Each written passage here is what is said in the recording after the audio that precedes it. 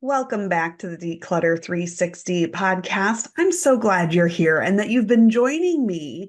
We've already worked our way through a whole month of the Simple Summer series. So if you've missed any of the Simple Summer series episodes so far, be sure you go back and give them a listen because remember, these are designed to not only be something that helps take the guesswork out of decluttering and organizing, but also something that can help you break it down so that it doesn't feel like such a daunting task. I don't know about you, but when I started down my path of decluttering and getting more organized, really, this has been an ongoing, lifelong thing. But what's really interesting for me to look back at are things like my Facebook memories.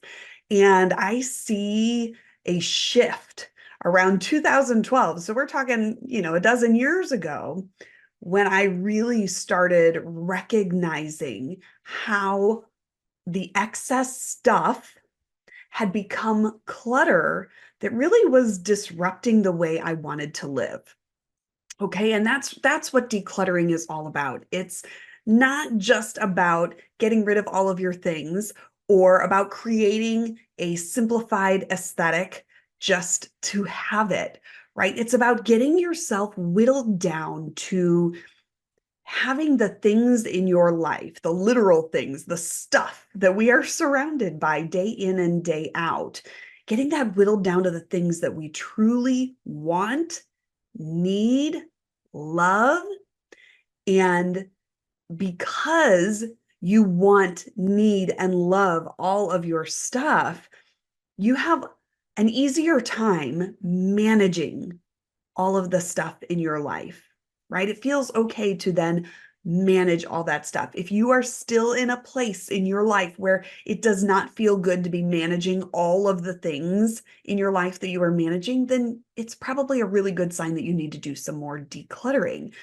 But again, getting into that decluttering process, that organizing process, whether you're at the beginning of your journey or maybe you've been doing this for a little while, it can still feel like a really big task. And so I've found it's really important to find ways that help to break that process down for you into more manageable chunks. Because it's one thing to just say, you can't bite off more than you can chew, just take a smaller piece of it. But sometimes really finding the specifics of how to do that can be a little bit trickier or can trip you up some. And so I think you'll be really excited with this week's Simple Summer series tip and being able to add that to your toolkit. I have had lots of folks, both on Instagram. I've had a couple on folks reach out to me on Instagram, but mostly I've seen this coming up in my free Facebook community. So if you're not a part of the free Facebook community yet, go ahead and check the show notes. I'll have a link that you can use to join and come and join in the conversation, get your questions answered. But this has come up a couple of times well, more than a couple of times, let's be honest, over there in the free Facebook community. It's folks looking for easier ways to do a digital declutter. And most commonly, I see people talking about pictures on their phones. We've got these handy dandy little computers walking around in our pockets these days and phones with us then.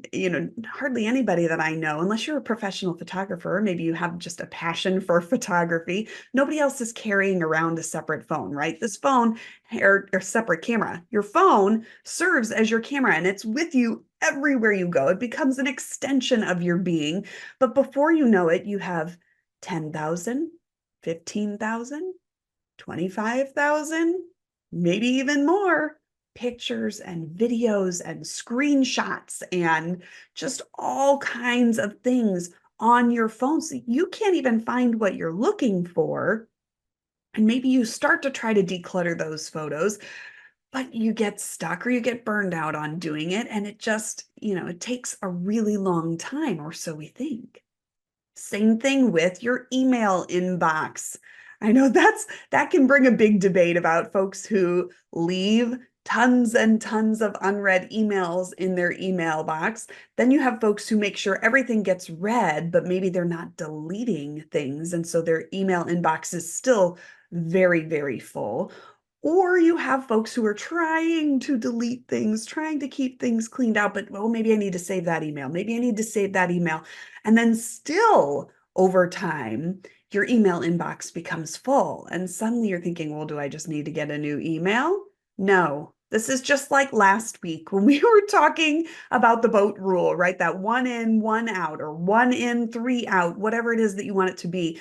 You don't need to go buy more hangers. Remember, we talked about that? It's that you need to use the boat rule.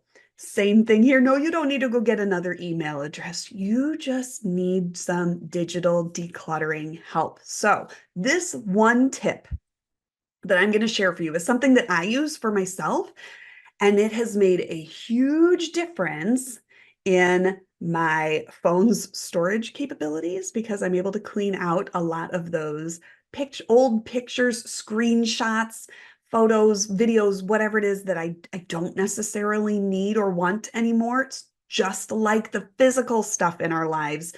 The digital stuff in our lives holds space and, serves as clutter as well.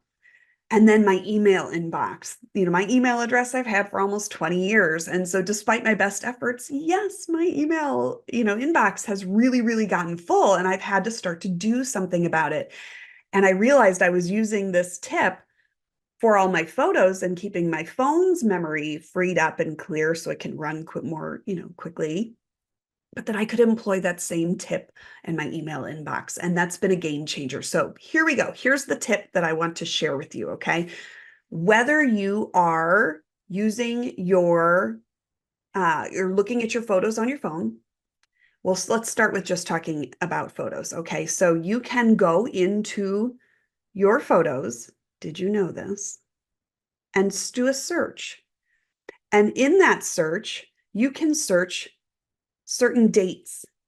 So what I do is sometimes I do this, if I get off track with it, I will do it in the car, maybe when we're on a long car ride, and I'm not driving, of course, or something like that. But if you can keep up with it, you can make a habit of this, maybe habit stack it on top of some other habit that you already have. We've talked a little bit about habit stacking in past episodes, but you search a certain date, okay? And you can then click on that date and it will show you all the pictures, videos, screenshots, everything that you have added to your photos section of your phone for that date in every single year that you have had that phone, or that you have photos, maybe that you've even been transferring over from old phones as you've gotten a new one.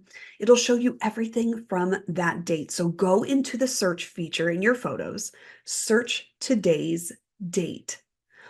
All the photos. So today when I believe this episode is going to come out on the 4th of July, actually. I believe that's a Thursday this year. So say today is the 4th of July. I would search July 4th. I'm going to see lots of patriotic fun, right? Whether it is photos, whether it's videos of fireworks shows from the past that I probably don't need to save, right? Screenshots of patriotic desserts or cocktails, mocktails, whatever it may be. There's going to be a lot of that when I search July 4th on my phone. And then all I do is I scroll through all the pictures, videos, screenshots, all the things just from past July 4ths. Takes me just a couple of minutes. I delete anything that I decide I don't need on my camera anymore or need on my phone anymore. Then I go into my recently deleted folder in my photos and I delete it completely. I don't just let those sit there for the 30 days or whatever that they get to sit and continue to live on my phone and take up space. I go ahead and delete them. Obviously, that second step is up to you, but that's a really easy way to just create a consistent habit to go back through and remove the things that are causing your phone to be cluttered, to run slowly, and all of that, and help speed things up and make finding the things that you want to be able to find in your photo memories that much easier. Now, I said that you can employ this in your email as well. Yes, that is true. Now, depending on your email server, you might need to do a quick little Google search about exactly how your email server allows you to do this, because sometimes there's, I don't want to call it coding, but there's a certain way you have to share the little prompt in your search box. But go into your email inbox, and there should be a little search line where you can plug in certain dates. So again, July 4th, I'm going to plug in July 4th, but I'm not going to add a year. That's something I should have mentioned from the get-go. You're only adding in the month and the day, okay? That's going to be what helps pull up every single year from that, month and day from every single year that you have had that email address, or you've had, things stored on your phone, whether it's pictures, videos, or whatnot. So same thing in the email inbox. You're going to search for the current date. You're going to go and you're going to probably see a lot of emails. Even if you're someone who goes through and cleans emails out, you're probably going to find emails that you can now say, yes, while I may have thought I needed to save that email for whatever reason when I didn't delete it, now I can look at that email and say, I no longer need that. Click delete, right? You can batch delete. You can go through and look at things one by one. It all depends on how much time you want to commit to that. But like I said, if you can create a new habit or habit stack this on top of something else that you already do, and it just takes a few minutes of your day, then to help break down that digital clutter that has been hanging out and haunting you all along. My friends, I hope you will add this one to your toolkit. Come on over and let me know if you did over on Instagram at declutter.360. And I'll see you next week with another Simple Summer Series tip.